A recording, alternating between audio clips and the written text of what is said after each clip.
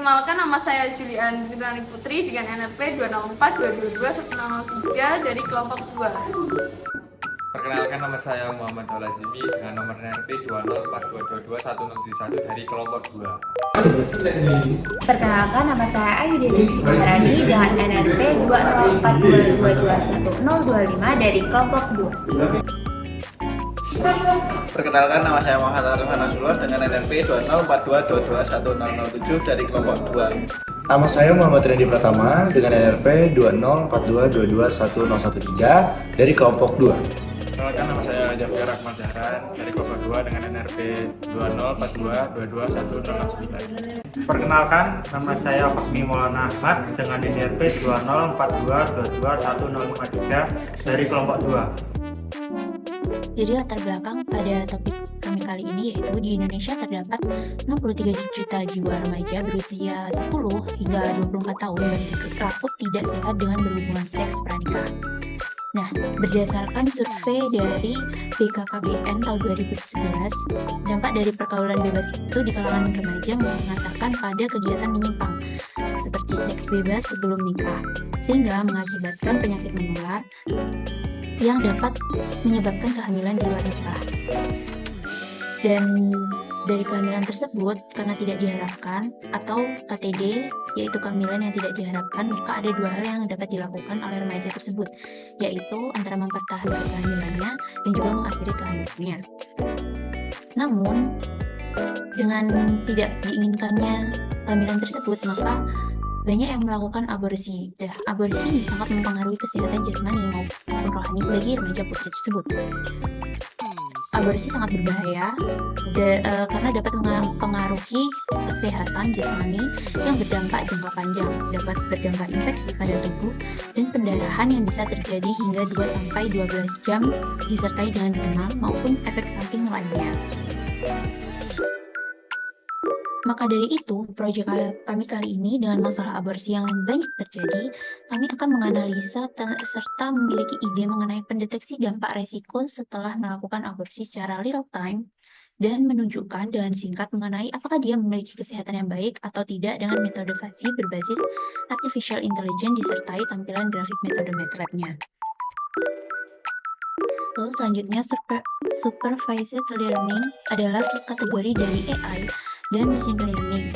Ciri utamanya adalah data pelatihan yang sudah memiliki label yang benar. Hal ini memungkinkan algoritma untuk mempelajari cara memprediksi label tersebut untuk objek data baru. Kebalikannya adalah unsupervised learning, di mana label-label ini tidak ada dalam data dan algoritma harus dilatih dengan cara yang berbeda. Pada supervised learning dapat dibagi menjadi dua kategori pertama, yaitu klasifikasi, digunakan untuk mengelompokkan objek data baru ke dalam satu atau lebih kategori yang telah ditentukan. Model mencoba mengenali korelasi dari input yang menunjukkan hubungan ke kategori tertentu. Sedangkan yang kedua yaitu regresi, yang menjelaskan hubungan antara input atau variabel independen dan output atau variabel dependen.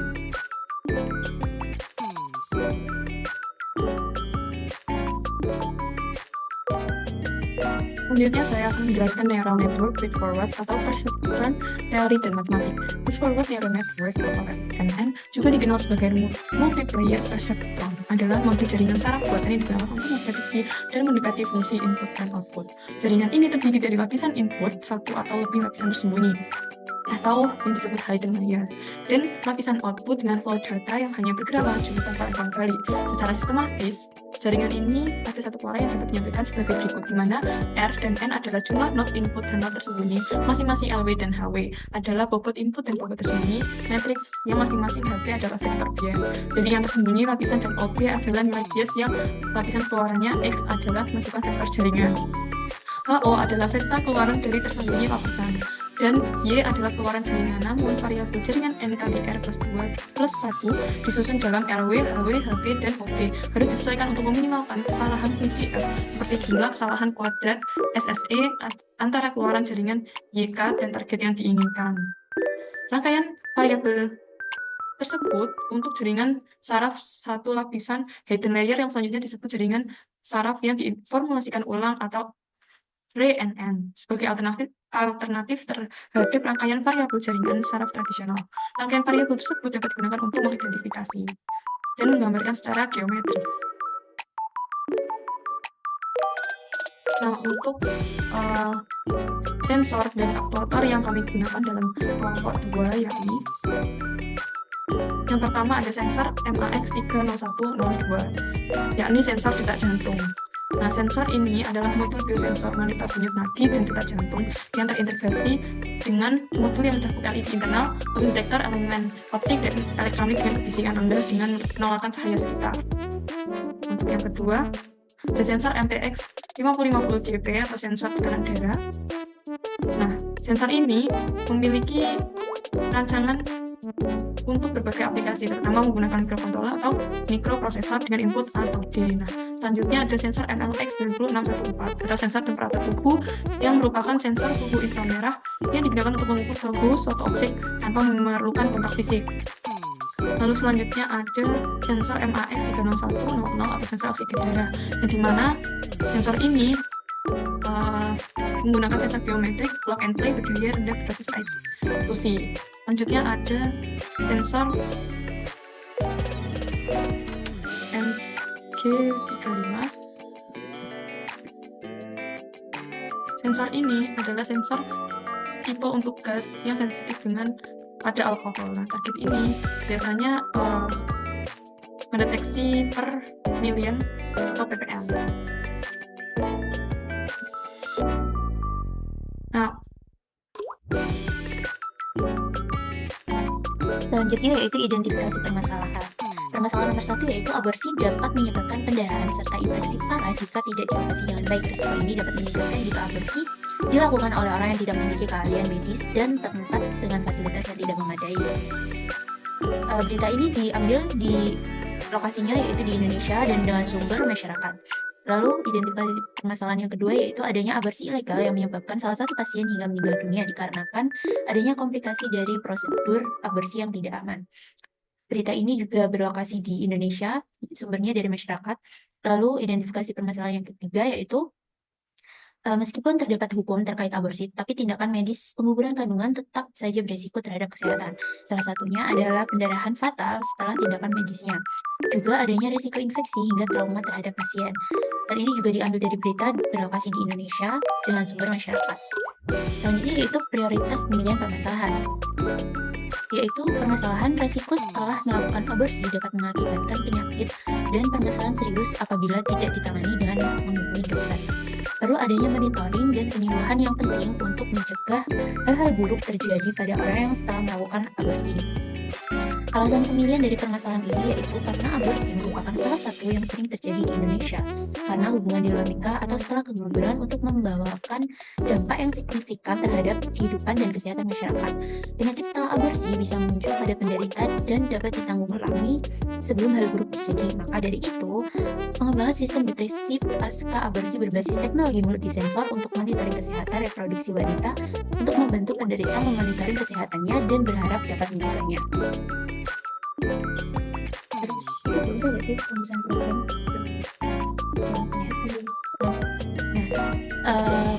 Pada proyek kali ini, kami juga menemukan beberapa penelitian sebelumnya, yaitu dengan dengan judul Relationship Between Abortion and Breast Cancer on the Basis of Meta-Analysis. Lalu yang kedua yaitu Evaluation and Correction in Infrared Temperature Readings Inside a Neonatal Incubator with the MLX 0614 sensor using a temperature controller black body emulating a neonatal heat. Lalu yang selanjutnya yaitu a prototype for real-time monitoring of fetal health using a pressure sensitive material and sensor based belt. Lalu yang selanjutnya yaitu M-abortion predicting the risk of misabortion through complete observation of clinical data. Yang selanjutnya yaitu IOP, Sensor for Wearable Monitoring and Enhancing Healthy Care System. Lalu yang keenam yaitu Remote Access Weather Monitoring System based on Soft Real-Time System atau SRTS. Lalu selanjutnya dengan judul A New Formulation for Feed-Forward Neural Network. Selanjutnya ada Smart Home with Rear View and Accident Detection System for Increased Safety. Jurnal yang ke-9 yaitu Talking Abortion, Misinformation with ChatGPT on TikTok. Dan jurnal yang terakhir yaitu A Robust Machine Learning Predictive Model for Maternal Health Risk. Yang pertama kita menentukan studi pustaka atau mengumpulkan beberapa jurnal yang dimana kita merumuskan pada IEEE jurnal dari 40 jurnal. Nah, lalu selanjutnya adalah perancangan hardware sistem monitoring abortion risk yang dimana merancangkan hardware dan yang termasuk sensor atau actuator yang kita gunakan. Lalu pembuatan hardware sistem monitoring abortion risk, lalu pembuatan software monitoring sistem monitoring abortion risk yang dimana membuat aplikasi program interaktif, Seacrest Visual Studio, dan pembuatan atau perancangan front end dan back end. Nah, untuk front end-nya sendiri kita menggunakan platform yang cocok, yang mudah, diantaranya web server HTML, CSS, atau JavaScript, dan pembuatan atau perancangan back end yang termasuk cloud computing, yang di dalamnya termasuk AWS atau Azure yang kita gunakan, dan penggunaan API dalam back end itu sendiri. Nah, selanjutnya adalah perancangan software yang tadi dimana kita sebelumnya merencanakan hardware-nya. Nah, lalu setelah hardware dan software-nya itu sudah dibuat dan dirancang, kita itu untuk menentukan pemilihan komponen. Nah, selanjutnya adalah pembuatan sistem monitoring abortion risk, dimana untuk ini sistem monitoring abortion risk dapat bekerja, yakni ada di tidak atau ya. Nah, pengujiannya selanjutnya akan terintegrasi oleh FASI dengan interface FASI dan sistem monitoring berbasis cloud yang kita gunakan. Nah, cloud yang kita gunakan ini adalah cloud AWS. Nah, lalu sebelum kita menggunakan cloud, data-data tersebut akan kita kumpulkan menjadi satu dari 5 sensor tersebut. Nah, lalu selanjutnya jika sudah selesai hardware, software, dan lainnya, kita baru penyusunan laporan. Nah, penyusunan laporan ini kita yang pertama itu mencari jurnal referensi IEEE sebanyak 40 jurnal, lalu mencari referensi standar ISO 30141 yang dimana kerangka kerja sistem IoT, diagram blok IoT, dan arsitektur, serta infrastruktur yang sesuai standar. Yang selanjutnya mencari tinjauan pustaka mengenai NN, perseptron, atau jenis yang lainnya, cloud computing, API, protokol MQTT, web server, atau aplikasi yang kita gunakan, dan sensor dan actuator yang kita pakai, yakni proses data acquisition, transmission, processing, dan decision making.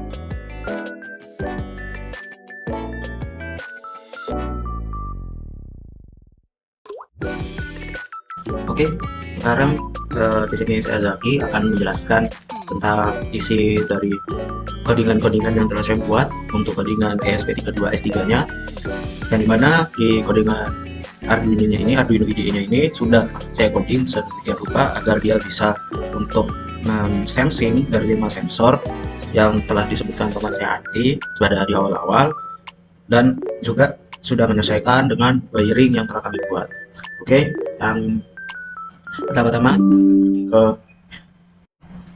codingan Arduino-nya terlebih dahulu, codingan ESP32 S3-nya terlebih dahulu, yang dimana di codingan ESP32 S3 ini kita itu jika ingin mengkoneksikannya ke cloud, maka kita perlu ada tambahan custom istilahnya dokumennya berupa secret.h, yang dimana isi secret.h ini adalah keterangan tambahan atau keamanan tambahan yang telah disediakan oleh cloud-nya itu sendiri. Di sini kami menggunakan cloud AWS atau Amazon Cloud Service. Nah, di sini itu cara mendaftarnya sebenarnya kalian bisa juga ngikutin dari website ini, autoelectronics.com. Di sana sudah membahas bagaimana cara untuk membuat yang saya jelaskan terlebih dahulu untuk cara pembuatan akunnya. Jadi untuk pembuatan akunnya sendiri itu kalian tinggal ke website aws.amazon.com, boleh pakai /IoT Core atau enggak usah pun tidak apa-apa. Kemudian tinggal klik sign in-nya, tombol sign in into the console. Habis itu kalian akan diarahkan untuk mendaftar akun. Buat saja akunnya seperti biasa, masukkan email, password, terus nama akunnya, kemudian nanti next. Dia akan setelah selesai mendaftarkan akun, itu nanti di pendaftaran akun juga kalian akan harus menginputkan kartu kredit juga, yang dimana boleh virtual ataupun tidak, karena di sini kita menggunakan AWS, karena di AWS pun dan secara akun virtual. Nah, lebih tinggal masukkan aja nanti digit dari kartu kredit teman-teman yang virtual account itu beserta CVV-nya. CVV itu keamanan dari kartu kreditnya, juga expired date dari virtual account-nya. Nanti kalian juga diharuskan untuk kayak memilih benua, pilih aja yang Asia Pasifik di dalam pendaftaran akun itu. Baru nanti setelah itu kalian akan disuguhkan dengan tampilan awal dari Amazon.console, yaitu mari kita buka langsung saja. Nanti kita buka.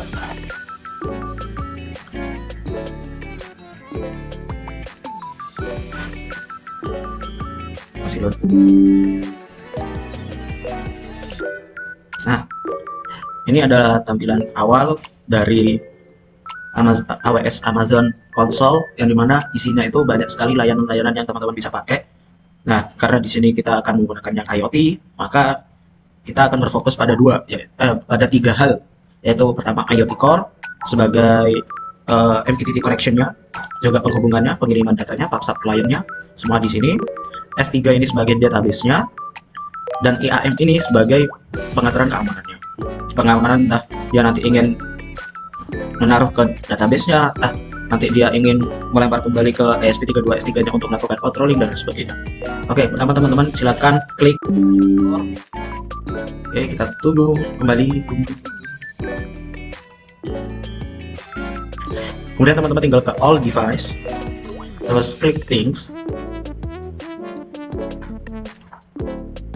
Kita tunggu sejenak. Oke, kita berhenti dulu karena di sini sebenarnya saya sudah membuat device-nya, tapi di sini salah server. Jadi teman-teman juga harus memperhatikan itu. Lihat di sini kan ada Sydney. Kalian klik saja, nanti akan muncul banyak sekali server-server yang terbuka. Tapi untuk server yang benar-benar spesifik banget ke Indonesia itu harus berbayar. Karena di sini kita menggunakan akun yang gratis, yang layanan gratisnya ya adanya ya yang tersedia ini saja. Tapi untuk agar aman juga kecepatan sinyalnya di server, kita pakai yang Singapura saja. Oke, kita tunggu. Nah, ini adalah device yang sudah terhubung, tapi karena kita ingin juga teman-teman tahu cara membuat things atau devices ID-nya bagaimana. Oke, teman-teman bisa langsung aja ke create things. Setelah itu create single thing. Nah, di sini teman-teman masukkan aja nama device-nya apa, misal coba. Habis itu tinggal langsung saja next. Nah, untuk konfigurasi device certificate-nya pakai yang atas saja, yang recommended. Nah, kemudian untuk policies, kita karena di sini kan udah ada sebenarnya, tapi policies yang di sini udah dipakai oleh satunya yang udah saya pernah buat. Jadi kita klik policy dulu. Nah, kita kasih nama policy-nya, misal coba policy. Terus kan di sini kosongan, daripada teman-teman repot, klik policy add sample. Kemudian pilih aja salah satu dari ini. Tapi kalau di sini saya saranin pakai yang ini, publish or subscribe. Udah, itu aja. Langsung klik add to policy. Nah, di sini kan nanti akan langsung tertampil lah istilahnya. Untuk policy-nya, ini kita remove. Nah, kemudian di sini ada policy effect. Policy effect ini atau di reject atau ditolak. Jadi kan ini kan nanti akan berupa alamat yang akan kita tuju untuk mengakses semua layanan yang ada di IoT Core ini. Jadi kita bisa untuk mendeny atau mengizinkan dari API yang masuk itu, API yang meminta itu, entah diizinkan atau tidak, itu terserah teman-teman, silakan diatur sendiri. Nah, di sini yang bagian baris pertama ini saya ingin menghubungkan ke AWS IoT-nya. Di sini makanya tulisannya IoT.2 Connect, yang artinya ini untuk penghubungannya. Kemudian di sini ada policy resource, jadi mana policy resource ini? Di sini adalah API teman-teman. Sebenarnya ini harus saya blur untuk alamat angkanya karena terkait dengan ID akun. Kemudian di bagian class itu teman-teman tinggal masukin saja nama thing name-nya tadi. Misal tadi kita pakai nama coba. Kemudian di nomor 2. Nah, karena tadi kan saya masukkan example-nya hanya untuk publish, maka yang tertampil hanya untuk publish. Tapi jika teman-teman membutuhkan yang lain, bisa di add new statement. Tinggal di policy action-nya, teman-teman pilih mau yang mana. Karena kita menggunakan MQTT, maka kita pakai yang MQTT policy action. Karena publish-nya sudah ada, maka kita buatnya subscribe. Oke, kita kembalikan ke policy resource publish dulu. Kita selesaikan. Terus, nah di topik slash ini teman-teman masukin aja topik apa yang misalnya kan di MQTT kan ada penentuan. Nah, teman-teman harus sudah tahu terlebih dahulu topik itu apa dan bagaimana cara membuatnya. Kalau mungkin teman-teman belum tahu, teman-teman bisa googling sendiri topik MQTT. Ya, kita tunggu hasil loading kawan-kawan. Nah, di paling atas sendiri itu ada yang dari HiveMQ, sama dia penyedia layanan broker MQTT juga. Tapi teman-teman ambil saja ilmu untuk cara pembuatan topiknya. Jadi topik itu ada beberapa macam. Ya, ada yang dia menggunakan, ya pada umumnya dia menggunakan separator seperti ini, topik level separator. It's okay, boleh menggunakan kayak gini. Atau teman-teman bisa pakai yang dia wildcard. Nah, kalian pakai wildcard, dia istilahnya mengakses segala sesuatu di topik tersebut. Semisal di sini kan dia my home ground floor plus temperatur, jadi dia mengakses semua yang terhubung ke ground floor, tapi dengan syarat dia yang diukur itu adalah berupa temperatur seperti itu dan lain sebagainya. Nah, di sini juga ada yang multi level dan lain sebagainya. Teman-teman bisa baca sebenarnya di fmq.com ini. Kenapa kok nggak baca di dokumentasinya AWS? Di dokumentasinya AWS itu hanya membahas untuk mengenai penghubungan ke cloud-nya saja. Jadi di AWS itu tidak ada menyediakan kayak materi-materi singkat, materi-materi ringan yang berhubungan sama cloud-nya. Jadi teman-teman harus nyari sendiri di googling, nggak apa-apa. ChatGPT pun bisa, nah, untuk belajar. Ingat, untuk belajar. Oke, kembali ke topik. Oke, setelah tadi kan kita udah mengatur role policy-nya. Oke, ini sebenarnya tidak perlu karena kita udah buat. Nah, di sini saya sudah buat sebenarnya policy-nya. Mari kita klik di sini, tinggal di security, policies, demo kelompok 2 IoT. Nah, mungkin teman-teman bisa langsung aja sih sebenarnya. Jadi kan cara buatnya seperti itulah, kita tinggal di create nanti. Kita klik aja yang demo kelompok 2 IoT, terus printing, tunggu. Nah, ini teman-teman wajib download semua dari yang atas. Download, bukan virus itu. Ini public key-nya download, private key-nya download, terus Amazon Service Endpoint-nya cukup yang atas saja yang di. Setelah udah, silakan diklik dan maka device teman-teman udah siap untuk dipakai. Ingat, untuk dipakai. Jadi bukan secara langsung direct terhubung, tidak. Jadi kita harus mencantumkan juga di koordinat. Oke, jadi ketika udah masuk, udah buat device sticknya, silakan teman-teman ke Arduino IDE lagi untuk menambahkan secret.h-nya. Di bagian atas adalah include tgn space.h, yang dimana ini untuk membuat dokumen yang menandakan dokumen ini adalah bersifat rahasia atau apa istilahnya yang isinya penting. Nah, kanan, sandi dan lain sebagainya. Kemudian di bawah ini ada define secret. Nah, berarti dia mendefine bahwa dokumen ini tuh bersifat rahasia. Kemudian ada nama thing name-nya tadi yang kita udah buat. Nah, di sini karena yang udah ready, benar-benar ready, itu demo kelompok 2_IoT, maka saya pakai ini. Kemudian baru seperti biasa karena kita pakai S3, maka enak penghubungan ke Wi-Fi-nya cukup nyantumin SSID, yang mana SSID-nya adalah nama Wi-Fi teman-teman. Di sini saya pakai hotspot saja, hotspot mobile. Setelah itu Wi-Fi passwordnya apa, kemudian baru yang ketiga ini AWS IoT Endpoint. Nah, untuk AWS IoT Endpoint, teman-teman bisa kembali lagi ke IoT Core. Silahkan masuk ke domain configuration. Nah, diklik dan ini sudah otomatis tergenerate. Oke, kita tunggu loading resources-nya. Lumayan lama. Nah, udah muncul.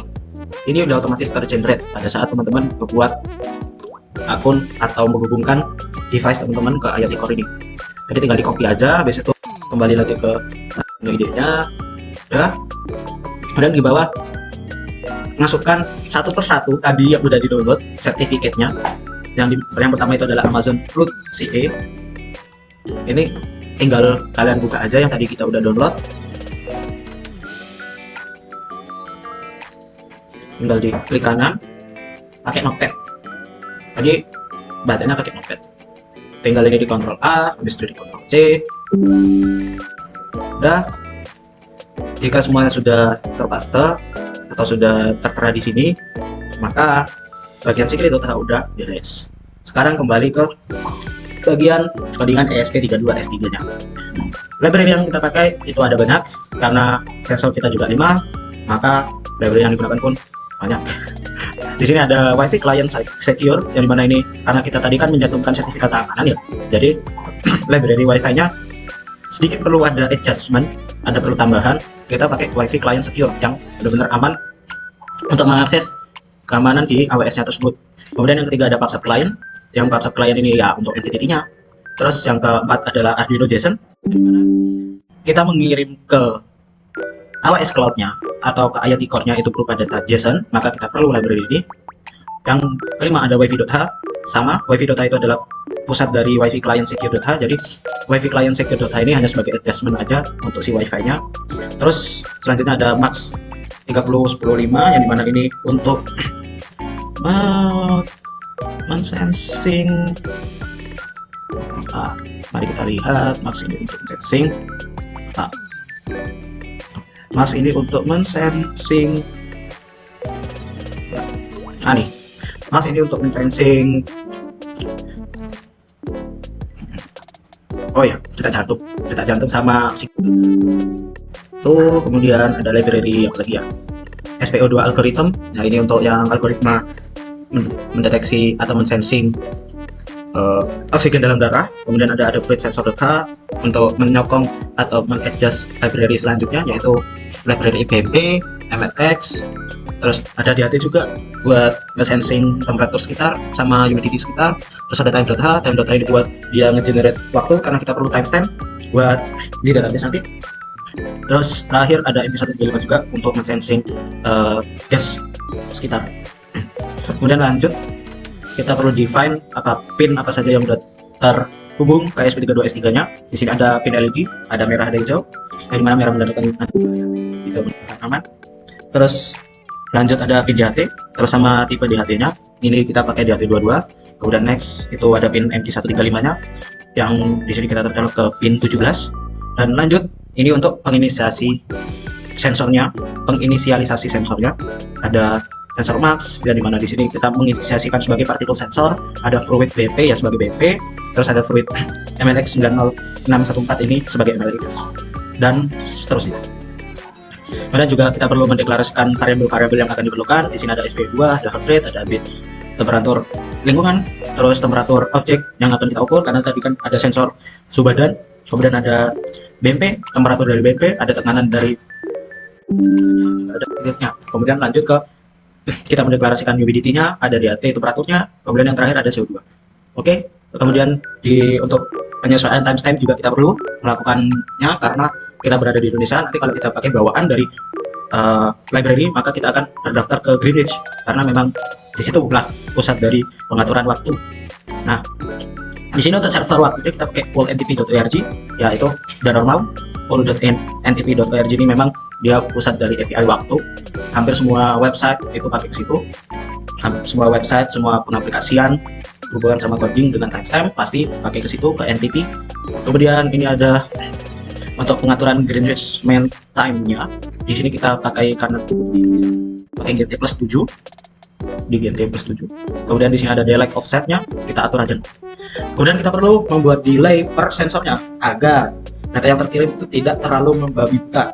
Karena setiap sensor kan dia ada kecepatan sendiri-sendiri dalam membaca. Tapi di sini kita berusaha menstabilkan itu semua, mensamaratakan semua agar yang masuk ke AWS Cloud itu semuanya serentak sama nilainya. Di sini nilainya ada last max retime dan lain sebagainya, tapi delaynya itu ada di sini. Untuk max kita atur tertinggi karena max ini yang paling cepat pembacaannya, jadi kita perlu menstabilkan dia. Makanya kita kasih ke 1500 millisecond atau setara dengan 1,5 detik. Kita aturkan 0,1 semua. Lanjut ke AWS IoT Core Configuration. Nah, untuk ini cuman ke bagaimana ini bagian codingan ini adalah untuk konfigurasi agar ESP32 S3 kita bisa terhubung ke AWS IoT Core-nya. Yang dimana kita perlu mendeklarasikan topiknya terlebih dahulu. Untuk topik publish saya pakai ESP32/O, dan untuk subscribe topiknya ini untuk publish dan ini untuk subscribe. Yang dimana untuk subscribe-nya pakai ESP32/sub.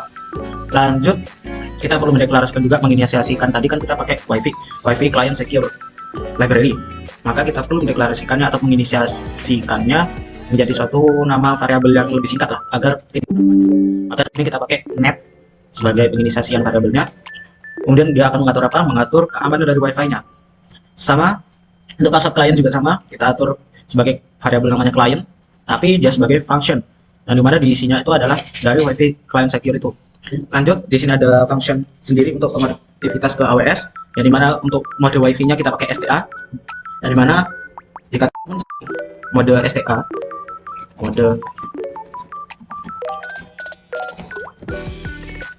nah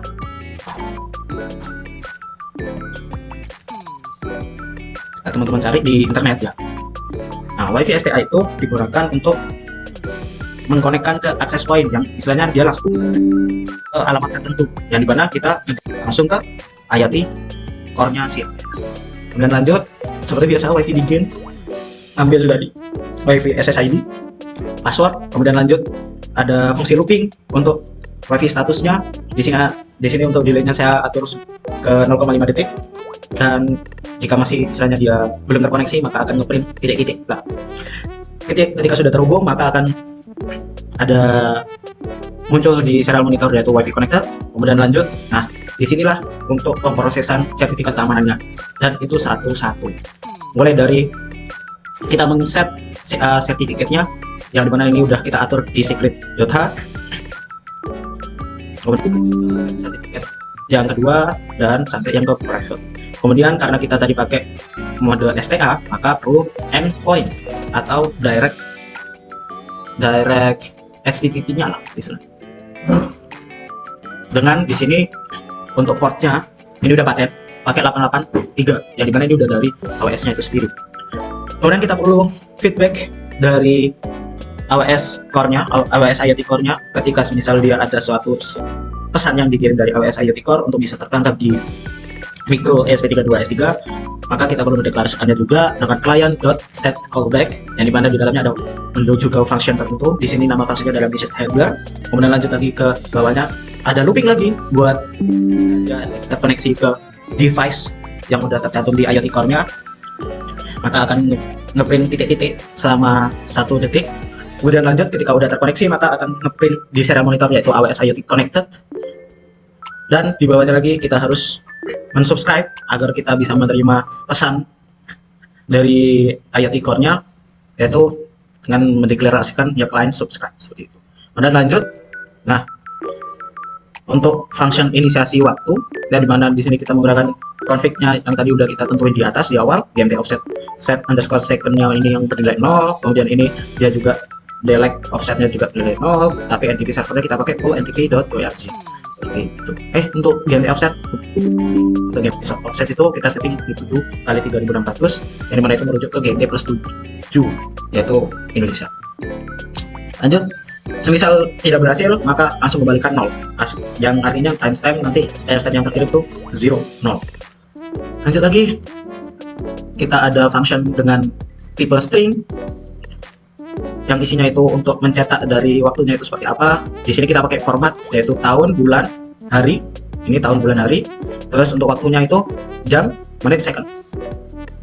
Kok tahu gimana cara membacanya? Tinggal lihat, misal persen Y berarti tahun, persen M berarti bulan, persen D berarti hari atau tanggal, terus persen H berarti hour, berarti jam, terus persen M berarti minute, persen S ini detiknya. Kalau berhasil maka akan jadi seperti ini, tapi jika gagal akan langsung mengembalikan waktu seperti ini, yaitu reset default dari servernya tadi. Servernya itu kalau reset default ya di situ 1970. Lanjut ke, nah ini udah masuk untuk nge-publish message-nya, yang dimana kita kan tadi pakai Arduino JSON untuk library-nya, dan karena kita akan mengirim tipe data JSON maka kita perlu namanya untuk merubah hasil dari pembacaan sensornya dalam format JSON. Oke, yang pertama itu kita perlu mendeklarasikan static JSON dokumennya, berapa bitnya. Di sini kita atur, di sini di kelompok saya itu aturnya di 1024 dengan nama ke bawah ini untuk statusnya tadi aman atau bahayanya. Kemudian ini adalah logika kontrol dan sekaligus statusnya. Kemudian lanjut, nah ini adalah data yang nanti akan dikirimkan ke pilot IoT Core. Ada timestamp, heart rate, ambient temperature, object temperature, pressure, ada humidity, ada diary temperature, ada CO2, ada status. Jika kalian tanya berapa maksimalnya data yang harus dikirim ke AWS, karena kita pakai gratis, maksimal adalah 10. Lebih dari 10 bisa, ya bisa, tapi tidak stabil. Tidak stabil sama sekali. Paling bisa terkirim hanya 2-3 data, setelah itu down, hilang. Tak bisa terdeteksi. Oke, menserialisasikan atau menyempurnakan lagi JSON-nya dengan pakai JSON buffer. Kita perlu buffer ya buat menserialisasikan itu semua. Bitnya berapa? Sama kan nama yang di atas 1024. Oke, skip, langsung ke mana ya fungsi publish-nya. Nah ini publish data tuh AWS IoT Core, berarti dia udah siap. Jadi ketika udah siap payloadnya maka perlu dikirimkan ke IoT Core. Dan dimana ini jika dia berhasil mengirim maka akan muncul di serial monitor teman-teman, data successfully published to AWS IoT. Oke, berarti aman. Tapi kalau gagal ya kembalikan ke si apa fungsi errornya apa. Oke, lanjut. Di sini adalah void message handler. Yang dimana kan sebelumnya udah tak bahas, message handler adalah buat untuk ketika sesuatu apa IoT Core dialah yang mengirim pesan ke ESP32S3. Di sini karena pengiriman pesannya itu adalah untuk sistem kontrolnya atau otomisasinya, maka kita atur untuk otomisasinya. Sama, data yang diterima itu adalah berupa data JSON yang dimana kita perlu mendeserialisasikan, atau mendeserialisasikan itu istilahnya menormalisasikan lah, menyesuaikan dengan data yang diterima oleh ESP32S3 seperti itu. Di sini bitnya kita atur ke 512. Kalau ada yang nanya kenapa kok lebih rendah dari yang sebelumnya, karena jika data yang diterima itu sama yaitu 1024, takutnya memori dari ESP32S3 teman-teman full, penuh, jadi nggak bisa sama sekali untuk mengupload. Kemudian lanjut, ini ada menentukan variabel status sama timestamp. Dia ngambil dari mana isinya, ngambil dari status, ngambil dari timestamp. Kemudian lanjut ke print dari, ya ngecek lah apa komen yang diambil itu apa, terus timestampnya itu jam berapa. Kemudian lanjut, nah ini adalah kontrolnya, kontrol untuk lampu ya, kontrol untuk lampu. Lampu sama lampu relay buzzer. Kalau ditanya kok kurang 2, dua itu kita pakai pasif notif dari website nanti kita akan bahas juga, tapi kita bahas dulu ini yang udah tertera di Arduino IDE-nya. Di sini kita akan mengontrol 3 hardware, yaitu ada lampu LED merah hijau, yang dimana merah menunjukkan bahaya, hijau menunjukkan aman. Dimana relay ini untuk mengaktifkan getarannya, jadi vibrationnya. Kemudian ada buzzer, dari mana buzzer ini yang untuk menyalakan buzzer alarm. Kemudian lanjut, ini ada konversi stringnya. Kok perlu dikonversi? Ya, karena string yang diterima dari teman-teman ngambil dari JSON itu masih misalnya berupa apa ya, varchar, sepertinya varchar dari itu. Makanya kita perlu menjadinya ke string seperti itu. Kalau misalnya dia sesuai dengan tulisan ini pressure danger, maka bukan kembalikan ke 0 ya, berarti dia bernilai true lah misalnya. Kalau bukan, maka ya seharusnya ada. Oke, lanjut. Pokoknya jika statusnya sesuai sama yang dideklarasikan di sini, maka dia akan menjalankan yang atas, yaitu bahaya, jika tidak yang aman. Oke, lanjut. Nah, ini udah normal. Pasti kita ngatur setupnya terlebih dahulu. Atur bitrate, baud rate yang ada di serial monitor. Di sini kita atur ke 11.502. Bukan 11.000, sorry, 115.200. Kenapa kok ke situ? Karena kita butuh yang cepat. Karena kalau semakin rendah, maka baterainya akan semakin lama juga membacanya ke serial monitor. Kemudian karena kita tadi mendeklarasikan untuk function untuk connect to AWS, dan mana di bawahnya itu juga ada connect to Wi-Fi, maka kita perlu tulis connect AWS. Nanti ini akan merujuk ke connect AWS ini. Lanjut, perlu reset callback juga reset handlernya, jadi agar bisa diproses oleh SP32S3 nya kita perlu void setup. Kemudian lanjut, kita perlu mengkonfigurasi pin untuk aktuatornya sebagai output. Di sini untuk relay kita atur sebagai output di pin 10, untuk buzzer di pin 15 sebagai output. Tentu juga perlu subscribe, tetapi komennya dimana ini kita subscribe ke SP32/sub. Lanjut, kita perlu menjalankan fungsi inisiasi waktu karena kita perlu waktu setiap pengiriman data dan penerimaan data. Lanjut lagi untuk menginisiasi sensornya, karena sensor kita ada 3 yang menggunakan I2C, maka perlu menginisiasikan itu satu persatu agar kita tahu mana sekiranya alamat I2C yang salah atau kurang tepat dan lain sebagainya. Kemudian jika sudah, lihat ke bawah, ini ada BP, ada max, ada MLX. Kemudian kita perlu menjalankan juga fungsi di hatinya. Itu untuk setup. Kalau dari ketiga sensor I2C itu ada yang error, maka tinggal print aja. Misal jika yang error itu max, maka yang di print adalah max 30105, sensor tidak terdeteksi seperti itu. Dan lanjut ke void loop. Yang dimana void loop ini adalah istilahnya fungsi untuk looping dari SP32S3 nya. Kita juga perlu mendeklarasikan current time, jadi waktu saat ini atau milidetik saat ini. Untuk apa? Untuk pengaturan delay-nya. Jadi di dalam fungsi if yang jadikan sistem delay-nya itu di sini. Jika ini sudah terpenuhi, maka dia langsung ke rate max 3012. Kan yang library kita pakai yang 5, tapi sensor. Terus ke bawah juga sama seperti itu dengan fungsi yang max, sampai di hati juga sama. Kecuali yang MK berbeda karena MK kan kita kalau kasih delay malah rendah. Jadinya dia tidak selalu sensing, sedangkan gas itu harus selalu sensing. Jika udah semua, maka perlu mengirimnya ke AWS, maka kita perlu menjalankan fungsinya tadi, publish message-nya, tinggal tulis saja seperti ini, maka otomatis akan mengirim. Kalau tanya, bentuknya bagaimana? Ada nih, di serial monitor saya, pilot JSON-nya, ini panjang, kita perlu mengirim semua ini, sebenarnya. Tapi, apakah semua ini akan terpakai? Tidak. Makanya itu, setelah nanti tadi diserialisasikan ke JSON, kita perlu kayak memilah dan memilih mana yang akan dikirim karena kita hanya punya batasan variabel seperti itu.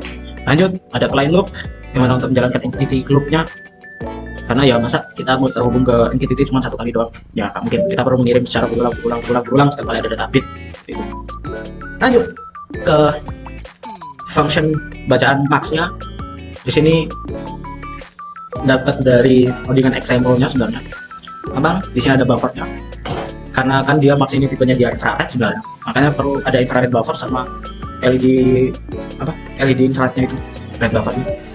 Dan lanjut, buffer length-nya kita atur 100, heart rate lokalnya kita atur 0, SPO2 lokalnya kita atur 0, valid SPO2 nya kita atur, valid heart rate-nya kita atur 0, karena itu adalah ya kita mendeklarasikan awal lah variabel.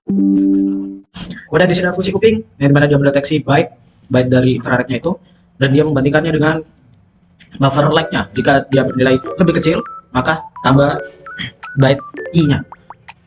Seperti itu terus, yang dimana di dalamnya juga ada while. Yang mana ini juga fungsi looping, yaitu untuk ketika misal partikel sensor itu terdeteksi, terdeteksi dia bernilai. Nah, oke, mohon maaf. Ketika dia tidak terdeteksi, maka cek lagi apakah ada kesalahan atau bagaimana. Tapi jika tidak, maka langsung bawahnya. Kita ngambil data read buffernya sama air buffernya.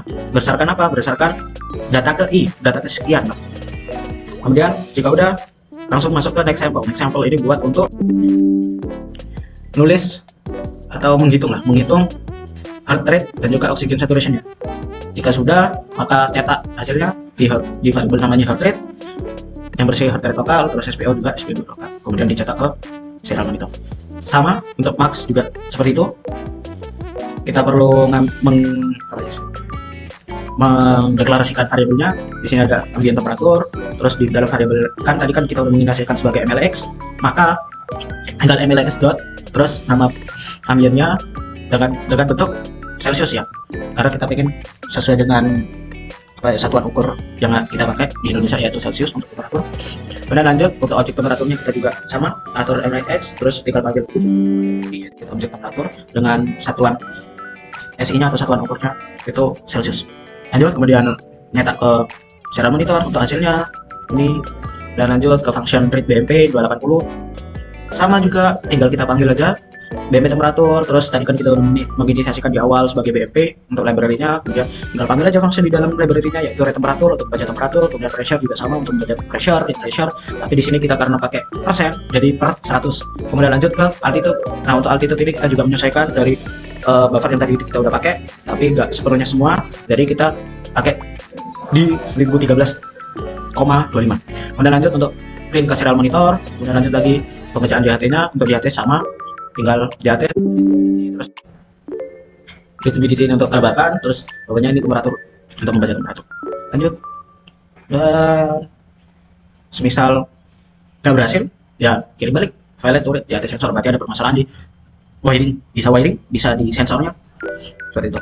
Lanjut, habis itu ngeprint ke serial monitor, kemudian lanjut ke sensor MQ.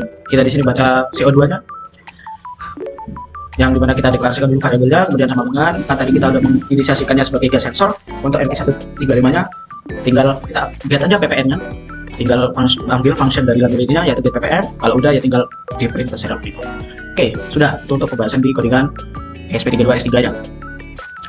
Kemudian untuk visualisasinya bagaimana, bentuk yang udah terkirim bagaimana, ada di message tadi, publish message. Nah, data yang kan kalau di payload jasanya tertulis panjang sekali, hampir semuanya ada, tapi yang kita kirim ke AWS itu hanya yang terada di sini. Inilah yang kita kirim ke AWS seperti itu. Ya udah, itu untuk penjelasan di SP32S3. Kita lanjut bagaimana cara untuk ke websitenya. Tinggal teman-teman kembali lagi ke IoT Core, kita coba cek dulu apakah data benar-benar sudah masuk. Tadi kan kita pakai pub untuk yang pengiriman data. Oh, ternyata udah ada. Oke, tinggal kita lihat. Oh, oke, udah masuk nih. Udah masuk. Jam berapa? 18.57 atau udah selesai? Yap, udah selesai. Oke, tinggal teman-teman lanjut ke rules. Rules itu ada di message routing. Kalau teman-teman tanya apa itu rules? Rules itu adalah suatu aturan yang nanti bisa dieksekusi oleh si IoT Core ketika semisal teman-teman pengen menggerakkan lampu berdasarkan nilai apa? Berdasarkan nilai misal dari sensor DHT, yaitu temperaturnya, nilai temperaturnya. Teman bisa atur pakai rules namanya. Kalau mungkin di cloud lain, misal kita ambil contoh di Azure, dia nyebutnya adalah step rule chain. Nah, seperti itu. Di sini sama seperti itu juga. Tapi si Amazon ini dia menggunakan cara yang lebih tradisional, istilahnya programmer awal itu bisa ngikutin, yaitu pakai SQL query. Oke. Di sini karena kita udah buat, klik aja yang sudah aktif. Kalau pengen lihat isinya, tinggal klik edit. Nah, pada saat awal teman-teman buat pasti kayak gini, cuma di atasnya ada tulisan untuk nama pembuatan namanya, role-nya itu namanya apa. Oke, gunakan ada SQL statement. Nah, karena si AWS ini memang dia basisnya adalah SQL untuk di IoT-nya. Kita pakai yang versi 2016 bulan 3 tahun tanggal 23. Kalau ditanya kenapa kok pakai versi yang ini, karena ini adalah versi yang paling stabil dan ini udah rekomendasi dari AWS IoT Core-nya. Tapi kalau teman-teman mau ganti silahkan tinggal diklik. Ada yang versi lebih lamanya lagi yaitu 2012. Itu apakah sama-sama stabil? Ya sebenarnya sama, tapi ya pembaruannya lebih sedikit. Kemudian lanjut ke ada SQL statement, dan mana ini adalah perintah. Kalau teman-teman nggak tahu bahasa query itu apa, SQL query itu apa, tinggal di searching aja di Google.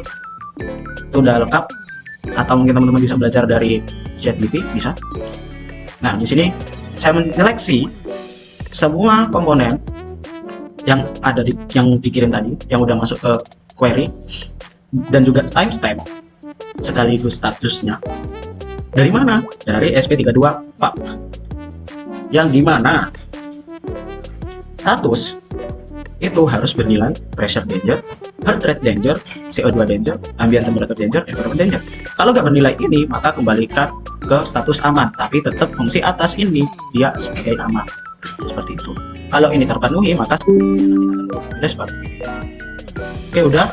Lanjut. Semisal ini udah berhasil berjalan, lanjut ke rule action. Apa yang akan dilakukan ketika rule itu berhasil berjalan? Yang pertama, kita kan ingin mengirim ke S3 bucket atau ke database. Maka kita klik bagian action ini paling bawah, yaitu S3 bucket. Sudah, tinggal diklik. Kemudian untuk bucket URL, nah ini kita perlu membuat terlebih dahulu di S3 bucketnya. Gampang, teman-teman tinggal cari di sini. Misal ini kan udah terbuka, misal teman-teman nyari, tinggal di search saja S3. Kemudian create bucket di paling atas ini. Tapi kalau teman-teman baru pertama kali, biasanya tampilan bukan seperti ini, yaitu tampilan benar awal. Tinggal sama aja, tinggal cari tulisan create bucket. Kemudian tinggal tulis nama bucketnya. Terus, nah ini object ownership. Karena kita ingin bersifat public, maka perlu pengaturan namanya ownership-nya. Kita enable. Ini gak usah diatur apa-apa. Kemudian block public access, no, karena kita pengen secara public. Kita matikan. Klik untuk istilahnya apa ya, warning lah. Karena kan kalau udah public berarti kita harus ada security dan lain sebagainya, tapi aman. Itu udah diatur sama pihak AWS-nya. Jadi gak sembarangan kita matikan public access itu tiba-tiba langsung terhack, enggak. Jadi AWS itu udah aman sebenarnya. Terus ada bucket versioning, ini nggak usah diatur-atur. Ada teks juga optional jatuhnya. Ada default encryption, nah ini dia aman. Jadi dia terenkripsi secara otomatis menggunakan SSE S3 ya. Oke, amanannya di WS. Apa ada bucket key-nya? Ada. Kita enable. Kalau udah tinggal klik bucket. Kalau udah nanti bakal muncul ke sini. Tinggal teman-teman klik aja nama bucket yang tadi udah teman-teman buat. Langsung atur permission-nya, yaitu perizinannya. Jadi kita kan ingin akses dari layanan IoT Core, tarik menuju ke S3. Agar bisa mengakses, maka perlu bucket policy. Sama ini juga keamanan sebenarnya. Jadi selain kita tadi nanti ada enkripsi secara otomatis, juga ada ini bucket policy. Jadi nggak bisa sembarangan orang bisa mengakses. Tinggal ketik aja. Sama ini untuk memilih versinya, versi bucketnya, yaitu kita pakai versi yang 2012 ya, bulan 10 tanggal 17. Efek kita izinkan, tapi untuk targetingnya kita ke semua services. Untuk aksinya cukup ngambil objek saja. Jadi S3 ini berguna untuk pembuatan objeknya saja. Entah nanti misal dari IoT Core itu ada satu objek yang masuk, maka dia akan mengcompile sesuai perintah dari rules yang ada di IoT Core itu. Kemudian ada resource ini adalah link ARN yang udah dikasih sebenarnya. Kalau teman-teman ingin lihat tinggal diedit. Terus di sana bucket ARN, tinggal di copy aja, taruh sini tempel. Karena resource-nya kita ingin ambil semua resource yang dikirimkan dari IoT Core, maka kita kasih slash bintang. Kalau udah tinggal di save. Karena di situ yang tadi yang saya klik berubah. Terus object ownership ini udah benar. Terus nah di bawah ini adalah access control list-nya. Jadi kita atur pada awalnya itu everyone atau public access-nya itu adalah kosong, alias tidak public. Maka itu perlu kita matikan. Karena apa? Untuk bisa menjalankan website-nya atau kita punya akses ya ibarat kata domain gratis lah dari Amazon, itu ini harus dimatikan. Apakah ini berbahaya? Enggak juga. Hanya dia tidak merekomendasikan saja. Karena benar-benar aksesnya publik. Ketika misalnya teman-teman udah tahu satu celah keamanan aja, maka bisa bobol secara keseluruhan. Tapi kalau enggak, ya udah aman. Kemudian di bawah itu untuk pengukuran CWRS sistem keamanan yang ada di website itu sendiri, yaitu untuk penggunaan API. Bisa teman-teman cari artinya apa. tinggal kita searching aja apa itu CORS, apa itu CORS di website. Nah, ini dia.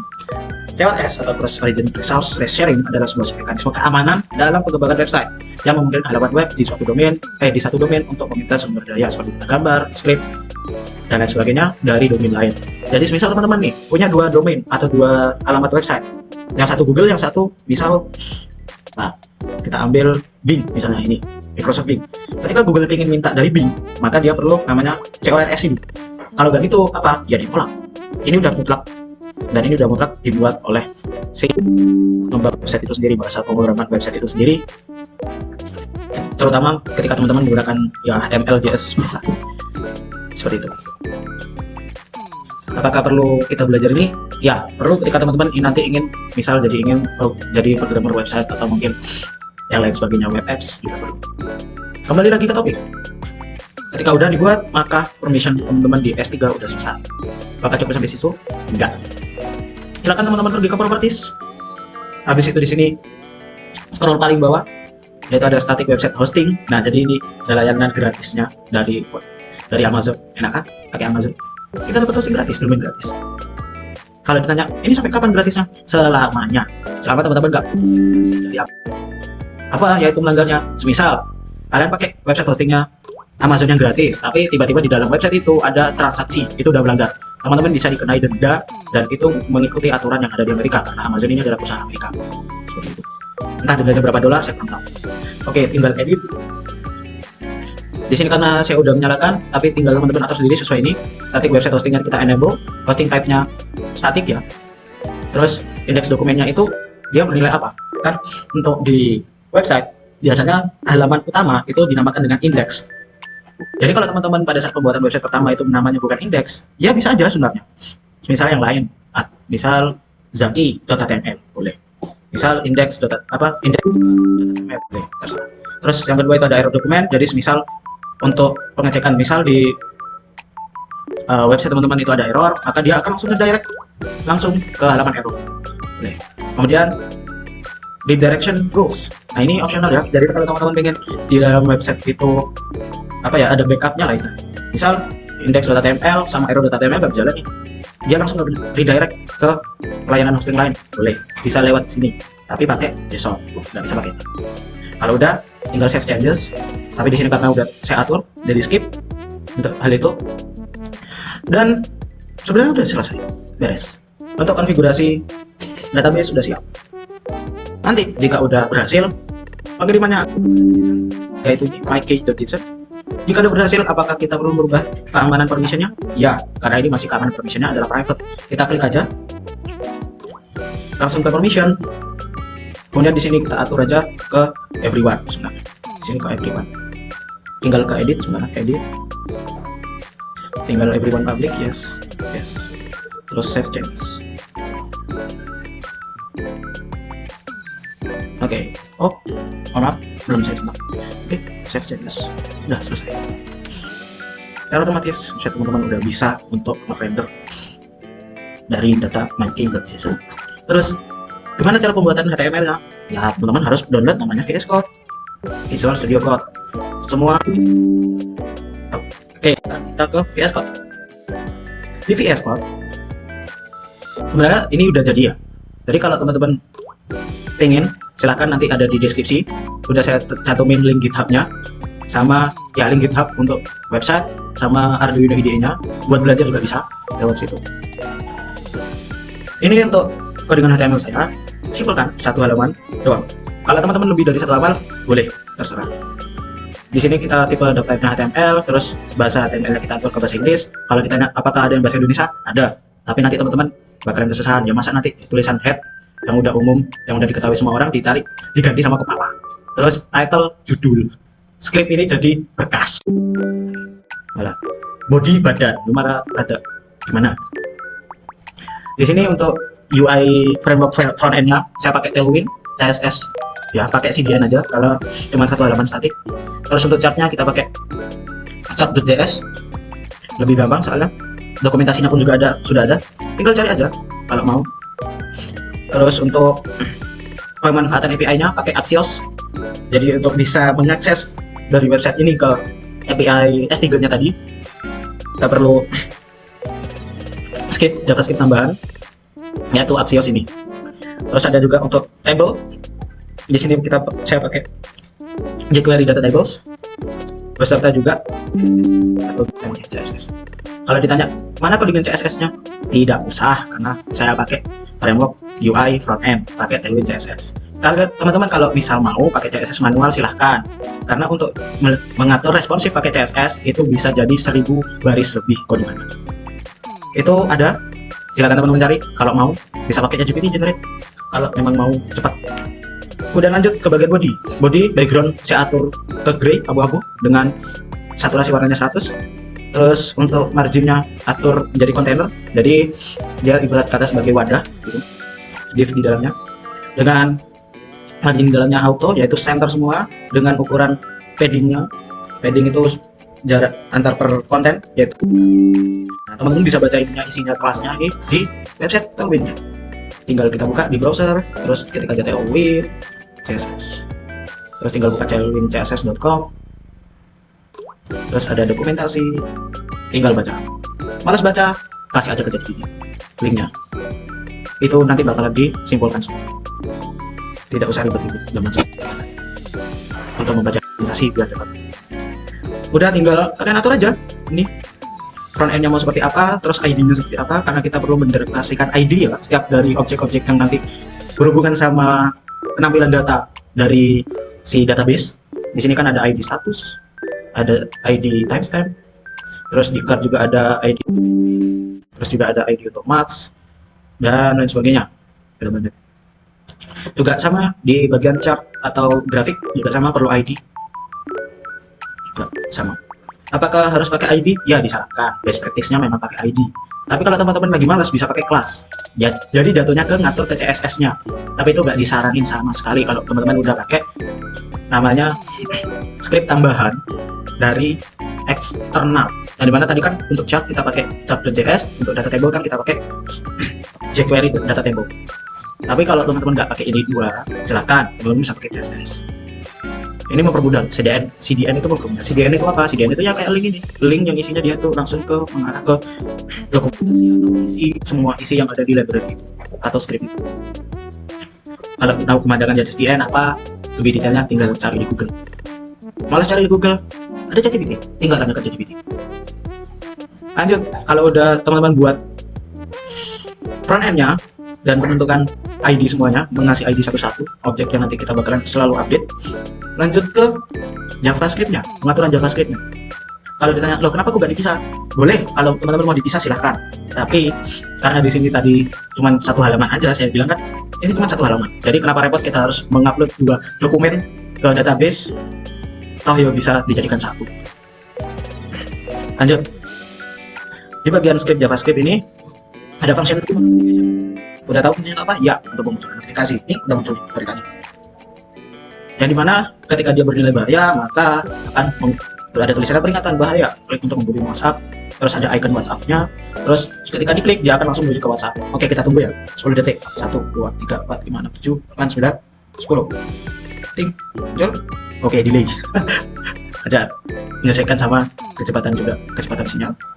Kalau enggak ya tinggal Windows, klik tanggal ini. Di sini kan ada, tinggal diklik. Kalau diklik akan menuju ke WhatsApp. Sudah. Itu sebagai output notification. Tadi kan kita udah pakai Avatar secara hardware nih. Kita pakai yang secara software. Lanjut ke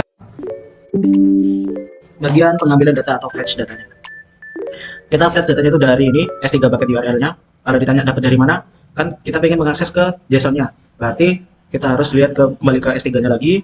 Terus klik my.key.json.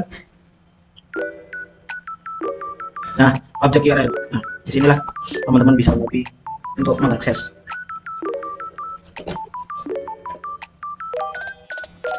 Lanjut. Kemudian kita buat untuk chartnya. Bentuk chartnya itu seperti apa? Misal dia sebagai, kan ini kan saya ingin ngambil pressure-nya saja untuk BMP, maka tulis ada BMP, pressure, HPA, terus datanya, karena datanya ada banyak, pasti berupa array. Terus tinggal cantumin aja seperti ini. Terus border color-nya apa? Ini saya atur Ya tinggal dilihat aja lah di codingan di RGBA, bisa teman-teman cari juga melalui browser. Terus fill ini dia istilahnya penuh atau tidak, ya tulis saja false karena kita nggak ingin cara full seperti itu. Lanjut juga untuk diatur max untuk sensor lainnya, penampilan secara grafiknya tinggal diatur semua. Terus ada combined datanya, kemudian lanjut ke fetch data. Nah di fetch data inilah kita nggak membuat function fetch data, tapi sebelumnya kita harus membuat dulu variabel combined data, yang dimana kan kita akan menggabungkan semua data yang kita ambil menjadi satu. Makanya kita perlu namanya combined data yang dia berupa array. Kemudian di function fetch data ini kita memanggil library Axios, yang dimana untuk mengakses dari API yang udah kita cantumin tadi, yaitu di s3_bucket. Kemudian ketika itu berhasil, maka jalankan responnya. Responnya apa? Responnya yaitu memasukkan semua respon datanya menjadi satu di variabel data di sini. Kemudian untuk mengetes apakah ada atau tidaknya datanya, maka kita perlu ambil ngeprint istilahnya di bagian konsol website-nya di fetch data, ambil dari ke data. Ini hasilnya apa nanti? Ketika teman-teman melihat apakah datanya udah tetap enggak, bagian website tinggal inspect, terus bagian konsol di sini fetch data. Nah di sini, berarti ini udah terterima. Tapi kalau gagal dia akan warning warna merah. Nah ini udah berhasil, aman. Kemudian lakukan hal sama untuk lanjut ke timestamp, karena kita pakai waktu Jakarta atau waktu Indonesia lah, maka kita perlu aturnya ke Indonesia. Ini pengaturannya. Terus untuk mengeceknya adalah kita perlu timestamp, namanya timestampnya constant time. Oke. Terus untuk update baru lah kita untuk mengecek update statusnya. Update status pakai jika maka sederhana. Jika menunjukkan ada kata-kata bahaya di dalam data ini di bagian statusnya, maka tampilkan aja tulisan status bahaya. Tapi nggak warna hijau, ya warna hijaunya dihapus. Terus jalankan juga show notification yang mudah kita buat di awal. Jika tidak, maka tulis saja status aman berwarna hijau.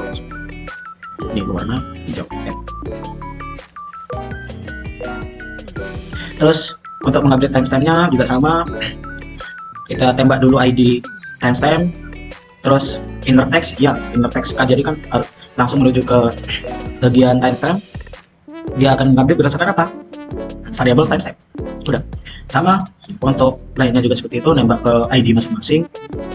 Dan untuk sensor di sini kan biasanya kalau dari hasil pembacaan sensor itu adalah komanya banyak di belakang, angka di belakang koma itu banyak. Di sini saya fixkan menjadi 2 saja agar lebih mudah. Sama untuk pressure juga seperti itu, heart rate sama, dibuat sama, terus ambil temperatur 2 belakang koma, sama juga lainnya. Kalau sudah, tinggal kita panggil aja update chart. Update chart yang diupdate BP misal, terus chart datanya itu ngambil dari mana? Dari BP 28 itu chart. Habis itu isi datanya apa? Data pressure. Terus data pressure ini berarti sumbu Y, berarti ini sumbu X. Udah. Sama juga seperti itu untuk lainnya, untuk update chart. Update table juga sama. Kita panggil dari combined data, kan karena table itu isinya adalah semua data, maka kita perlu mengcombine-nya jadi satu. Maka combined data.push isinya ada timestamp, ada pressure, ada heart rate, ada ambient temperatur, ada objek temperatur, ada data temperatur, ada humidity, ada CO2, ada CO2. Yang isinya adalah pressure dengan 2 angka di belakang koma dan sebagainya. Terus tinggal panggil aja update table buat. Terus yang dimana di table ini juga bisa di. Terus jika terjadi error gimana? Tinggal tulis saja console errornya seperti apa. Yang ini nanti warna merah yang tadi udah saya jelaskan ketika kita buka di inspect. Lanjut di function, kita mendeklarasikan function chart, update function update chart untuk grafiknya. Terus ini sama pembuatannya, untuk labelnya kita pakai timestamp. Terus jika array data itu sama dengan data, maka for each atau dibagi lagi datanya sesuai dengan indeks data yang kita pakai. Misal indeks data kita menuju ke BB, maka kita pakai yang BB. Maka ketika dia pakai yang max, maka ke max, seperti itu. No, kembalikan ke 0, seperti itu. Kalau data udah lebih dari 20, apa yang terjadi? Maka dia akan nge-shift. Nge-shift itu istilahnya apa ya? Dia grafiknya seperti berhenti, tapi sebenarnya dia berjalan. Jadi kak berhenti sejenak, habis itu jalan lagi, berhenti sejenak, jalan lagi, berhenti sejenak, jalan lagi, seperti itu. Kemudian panggil aja function untuk chart update. Ini udah dari library. Ini semua udah dari library, ada chart data ini kuning-kuning. Dataset juga dari library. Terus update table juga sama. Kita perlu membuat namanya table body, yang dimana table body tadi kan udah ada ID-nya di front end, yaitu combined table body, yang dimana table body isinya itu ada null pertama dari kosong, kemudian kita isi tuh dengan combined data dengan dia perlu di for each, yaitu for each itu kayak dipisah sesuai satu-satu per tipe datanya. Misal dia untuk timestamp ya untuk waktu, berarti ketika pressure ya berarti untuk max dan sebagainya. Kalau sudah lanjut ke tombol downloadnya, kita juga atur, yang dimana di sini tombol downloadnya akan menjadi CSV ya. Jadi ketika teman-teman berhasil mendownload, nanti akan muncul akan terdownload file.csv. Yang dimana di dalam function check download ini, kenapa kok saya buat cek download? Karena biar teman-teman tidak mendownload datanya kurang dari 15, karena kan namanya juga kumpulan dari pembacaan data sensor. Kalau hanya satu data ya buat apa? Jadi perlu banyak data. Maka saya atur ketika datanya itu lebih dari 15 maka baru bisa di-download, jika kurang dari itu maka nggak bisa. Kemudian lanjut ke pembuatan function CSV. Sama juga kita ada validasi lagi, ketika dia datanya kurang dari 15 maka akan muncul alert di websitenya, yaitu datamu kurang dari 15. Lanjut ke ini convertingnya dari tabel yang di website menuju ke CSV. Nah ini tidak usah dibahas karena di dokumentasi udah lengkap, tinggal teman-teman cari aja, yaitu converting table web to CSV, udah ada. Ini panjang soalnya kalau dibahas. Lanjut ke udah sih, udah selesai. Yeay, udah selesai semua. Ini itu gunanya buat apa ya, agar buttonnya itu bisa menuju ke fungsi download, function download CSV. Terus yang lainnya ini cuma buat pembaruan chartnya, jadi kalau nggak ada ini tidak bisa. Lanjut set interval, jadi kan kita punya website selalu real time, di sini kita atur ke 10.000 itu ya 10 detik. Kemudian yang terakhir yaitu fetch data ya untuk data. Jadi ketika ini udah set interval udah terpenuhi 10 detik, maka dia akan langsung fetch data. Oke, hasilnya seperti apa? Tinggal kita lihat di sini. Ini adalah website yang sudah saya buat, dan ya ini untuk jadi ada pembacaan real time, last update-nya itu di jam berapa, tanggal berapa, ada status bayarnya, terus ada 5 sensor. Ada grafik pressure, ada grafik heart rate, ada temperatur, ada humidity, ada CO2, terus ada data gabungannya, ada gabungan dari tabelnya, dan bisa di-download, di-scroll. Tinggal diklik download, maka udah Oke, dan ini sudah public. Ya.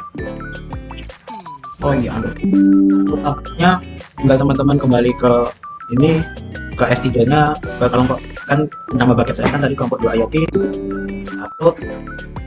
Kemudian di sini atur dulu permission-nya ke public karena kita pengen semua orang bisa akses.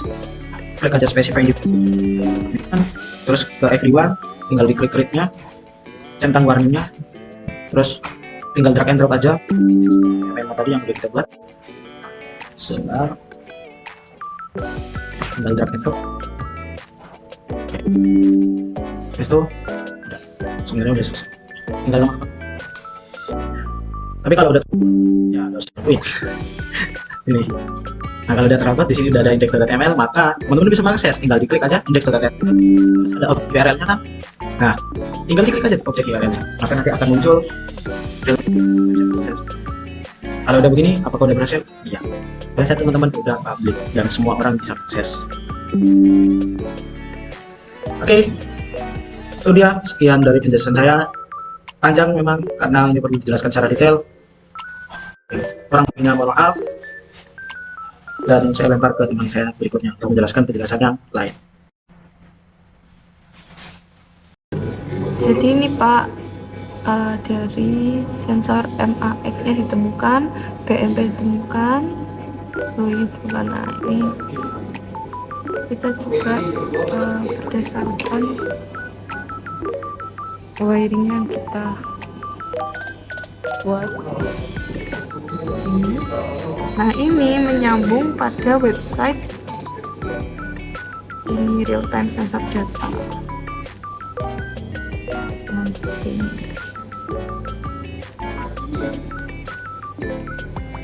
Ini untuk MLX, temperatur humidity, lalu ini gabungan semuanya seperti itu. Ini juga ada combined data table yang bisa di download. Jadi kita kalau misalkan mau memasukkan grafik ke dalam laporan saat di sini. Itu.